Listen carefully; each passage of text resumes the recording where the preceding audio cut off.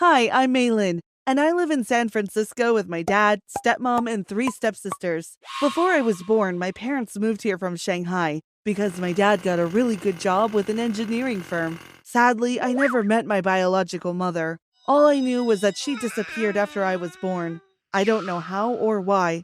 But before I continue my crazy story, and it's about to get really crazy, please don't forget to hit the like button and subscribe to the channel. Be sure to hit that notification bell to ensure you don't miss out on any more cool stories. My dad took care of me all on his own until he met Charlotte, my stepmom. I was 6 years old the first time I met her. I thought she was gorgeous.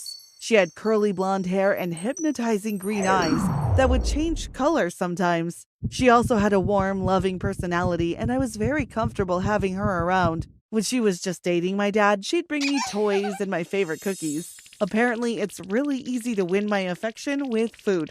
It was fun having her around. It was hilarious trying to teach her how to speak Chinese and how to use chopsticks. After a few months, my dad married her, and they've been a happy couple since then. 3 children later, and their love is still strong. She treats me like I'm her own. From the outside, my life seemed perfect and complete, but I could never stop thinking about my biological mother. My dad didn't even have a picture of her, and whenever I asked him questions about her, he'd quickly change the topic. All he would let me know was that she was in China. My grandparents, on my dad's side, were the same. They still lived in Shanghai, and we'd communicate on Skype. If I mentioned my mom, the call would somehow get disconnected, or they'd pretend that they hadn't heard me. This was frustrating. Why didn't they want to tell me anything about her? I wouldn't exist if it weren't for her.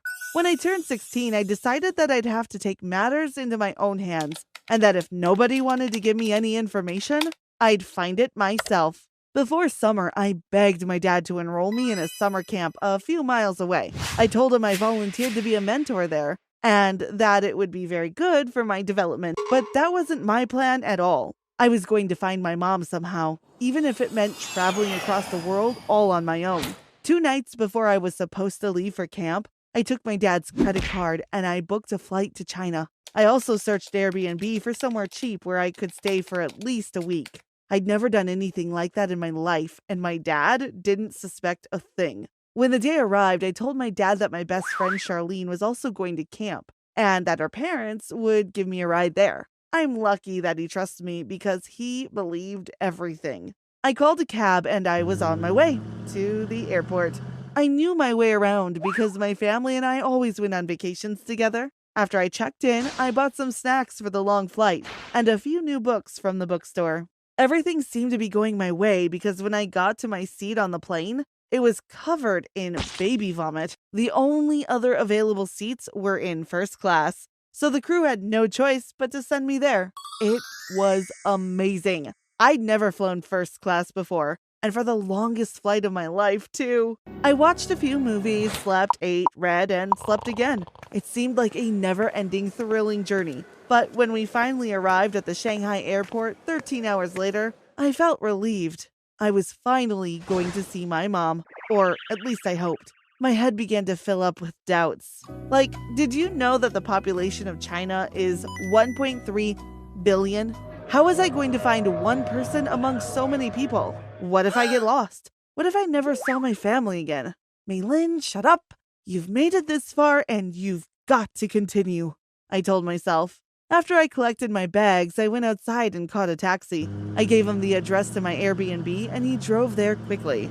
I finally became grateful for my dad, who forced me to go to Chinese classes back in San Francisco. I could read all the signs, and I found it quite easy to communicate with everyone. I didn't feel completely lost at all. In fact, something about this place felt like home, and I felt very calm and peaceful. My home for the next few days would be a small bedroom with a little bed and cute little decorations everywhere. I was staying with a family who was renting a bedroom in their house to make some extra money.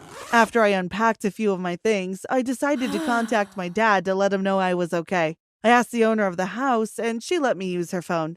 "Hi, Dad, it's me," I said. "Where are you?" "We bumped into Charlene in the supermarket, and she knew nothing about summer camp." "How could you lie to us like this?" "You're in very big trouble, young lady. Are you with some boy?" "I hope you're not with some boy," he said. "I'm in China, Dad. I used your credit card to pay for the ticket." I'm sorry, but I've really got to do this for myself. I'm going to find my mother, I replied. You need to come home at once. Please. I won't even punish you for what you did. It's not safe, he said, but I hung up.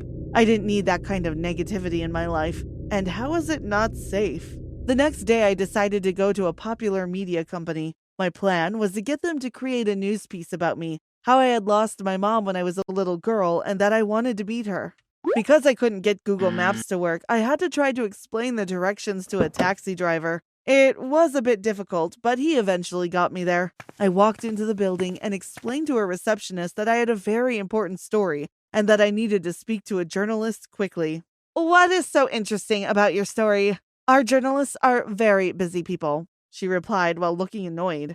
I explained my entire life story to her, and at the end, she looked quite overwhelmed. I sort of wanted to laugh. She took me upstairs and straight into the office of a middle-aged woman. She told her my situation, and they agreed to let me record my story. They said they'd air it that same day and wished me the best. I felt quite pleased with myself, so after that, I decided to go sightseeing. After all, it was my first time in China, the land of my ancestors. I was starving, so I went to sample the street food. I ate about 1,000,000 soup dumplings and rice balls. Then I washed it all down with some milk tea.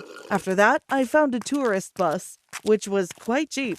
It stopped at different locations and allowed us to get down to take some pictures. The view from Jinmao Tower was splendid. I felt like a little bird so high above the world below. But I think my favorite place of all was the Jade Buddha Temple. When I got back to my Airbnb, the owner was waiting for me with a concerned expression on her face. Your father called for you. He said you must call him back, and that it's very urgent. Here's my phone. Please do it right away, she said. I took the phone and dialed home.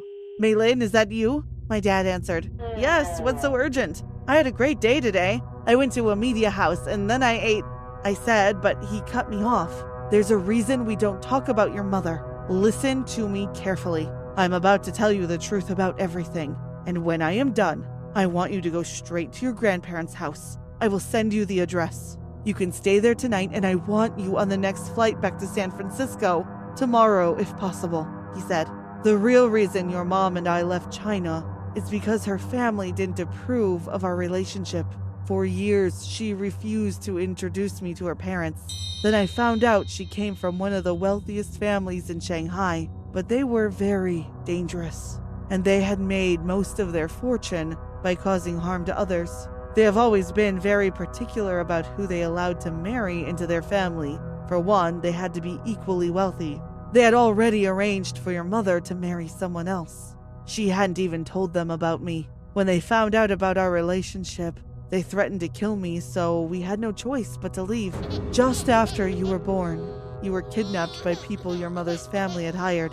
I don't know how they found us. The ransom? The only way we could save you was to let your mother go back to China to marry the person they chose for her. There was nothing else we could do, so we had to sacrifice our love and our marriage to save you. If they hear that you are there and looking for her, they might try to hurt you. You need to leave now, he said. I was too shocked to say much after that. He texted my grandparents' address to me. I said thank you to my hosts, got my bags, called a taxi and left. I had a headache from my father's story. I didn't understand why he had kept such a secret for such a long time. When I arrived at my grandparents' house, I knocked on the door. I had never met them in person before. My grandma opened the door. Maylin, you're all over the news, she said as she hugged me tightly. I'm so happy to see you.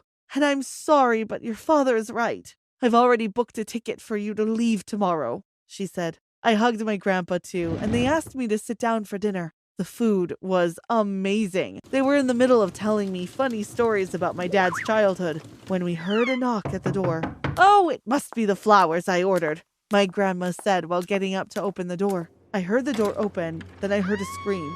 My grandpa and I ran to see what was wrong. My grandma was frozen and a lady was standing in front of her. What's wrong, Grandma? I asked. It's your mother, she gasped. The woman closed the door behind her and walked towards me. My dear Maylin, the last time I saw you, I could fit you in my arms. My precious child, I'm so sorry about everything that happened, she said. I looked at her carefully and realized it was like looking at an older version of myself. I could do nothing but run to her and give her a very long hug. We were both crying. My grandparents brought out some tea and we all sat and spoke. My mother told me that she found out that I was here on the news, and she figured I'd be here with my grandparents. She explained that she had to sneak out because her husband didn't know about me, and she needs to continue to keep me a secret from him. She said she'd get a new phone just to talk to me, and that she'd contact me once I got back to San Francisco. I am back home now, and I'm very happy that I accomplished my goal. I speak to my mom almost every day now, and I think that when I'm an adult, I'll go back to visit her. I've been learning so much about her, and I've discovered that we have so much in common. This whole experience has taught me the benefit of going after what you want in life. My dad and stepmom don't trust me anymore, though. Go figure.